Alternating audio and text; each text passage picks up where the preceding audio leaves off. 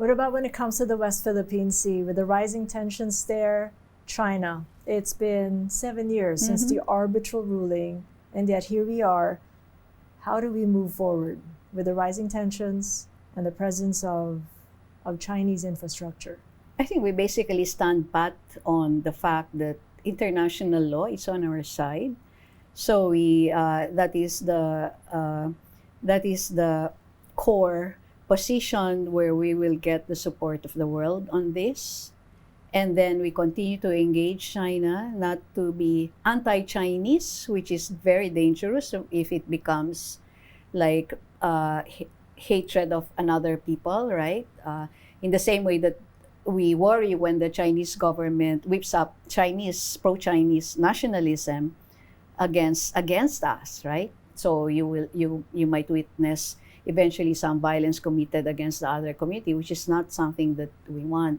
But this is a question where we need that kind of a critical mass supporting us, and not just one side. We cannot rely only in the United States to do this, knowing how U.S. U.S.-inspired geopolitics has its own complications, right? We always ended up being dragged into their wars in the past during the Cold War, and we don't want that to happen.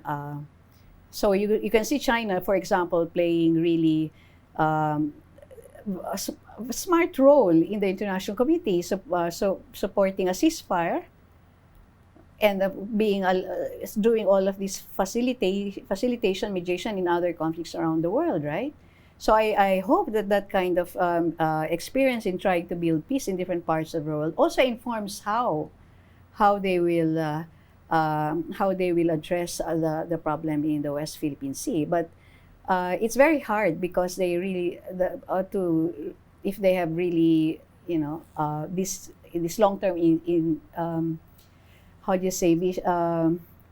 plan to expand, to be expansionist through military means, then that's really dangerous, right? That's really dangerous for us. Could we leverage on our Southeast Asian neighbors, especially as you have already created that the mediators initiative within Southeast Asia? Could there be plans to actually engage and help with the problems at the West Philippine Sea? Well, there are mechanisms inside the ASEAN, like the Code of Conduct on the Seas and all of that. That's also taking some time, but because each country has different foreign policy with regard to China, so it also complicates ASEAN solidarity on this issue, no? But it's each government. Each country in Southeast Asia also has that kind of fluid politics, domestic politics. You move from one leader to another, and they change their foreign policy.